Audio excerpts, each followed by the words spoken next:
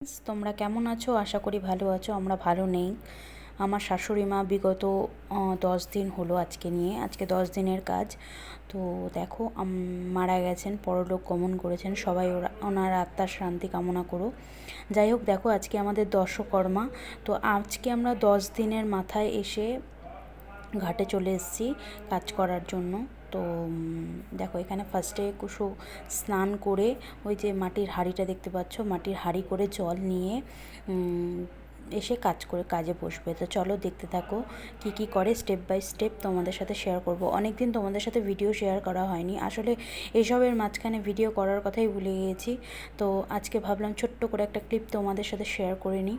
তো এরপর আজকে আমাদের দশকর্মা হলো। তারপর এই যে রবিবার আসছে, সামনের রবিবারে আমাদের কাজ।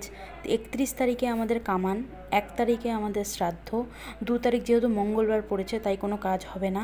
বুধবারে আমাদের হচ্ছে মহাপুর ভোগ। আমাদের বাড়ির শ্রাদ্ধের যে কোনো অকেশনে মহাপুর ভোগ দিয়েই করা হয়, তাই জন্য আমার শাশুড়িরও বিপক্ষে যাবে না, ওনার কাজও মহাপুর ভোগ দিয়ে স্টার্ট হবে। তো যাই হোক, দেখো এই যে এখানে একটা ডুব দিয়ে উঠে এই যে এখন এখানে বলছে যে ডুব দিতে। আমিও ভেবেছিলাম গিয়ে স্নান করব। তো আমি যেহেতু দুবার স্নান করতে পারবো না, তাই ওর সাথে আর জলে নামিনি। এই যে ও একবার জলে ডুব দিয়ে মাটির হাঁড়ি ভর্তি করে জল নিয়ে চলে আসবে। ওই যে আমার মেজো কাকু ওখানে বসে আছে। ওই দেখো হাঁড়ি নিয়ে ও ডুব দিল, এখন ডুব দিয়ে এখন জল নিয়ে ঘাটে উঠবে।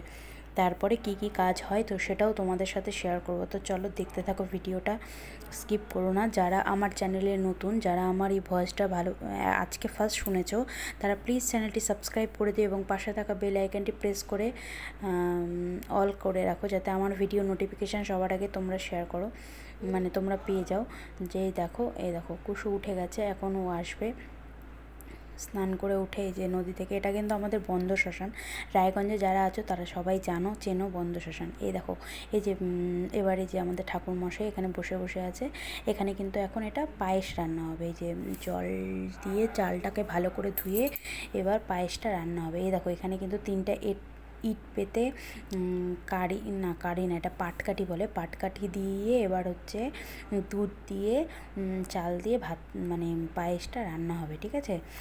মানে এটার যে মহিমা মানে আমরা ভেবেছিলাম যে এইটুকু পাটকাঠি দিয়ে এই চালটা হবে কি না। তো ঠাকুরমশাই বলেছে দেখবে চালটাও শেষ হয়ে যাবে, ভাত আর হচ্ছে পাটকাঠিও শেষ হবে। তাই হয়েছে সেটা।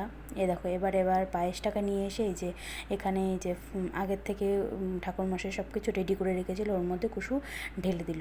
দেখো ভালো করে হাঁড়িটা পরিষ্কার করে চেঁচে মুচে ওই মানে যেটা রেডি করা ছিল ওটার মধ্যে রেখে দেবে।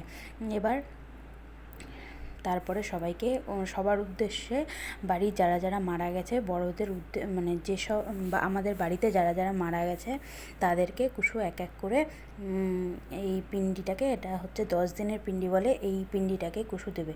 কুসুর যেহেতু মাও নেই বাবাও নেই, তাই দুজনের পিণ্ডিটাই কুসু দিয়েছে এখানে, ঠিক আছে।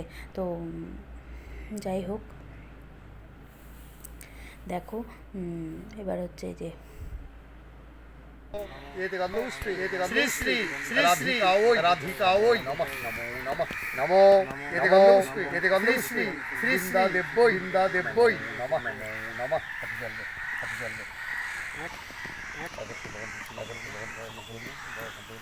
नमो एते गन्धपुष्पे भो नमो नमः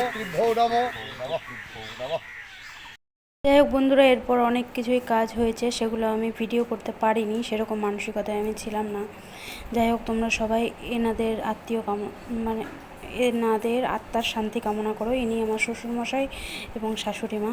তো সেই ছবিগুলো তোমাদের অ্যাটাচ করে দিলাম। যাই হোক, তোমরা যেখানেই থেকো ভালো থেকো, সুস্থ থেকো। দেখা হবে নেক্সট ভিডিওতে, ততক্ষণের জন্য টাটা।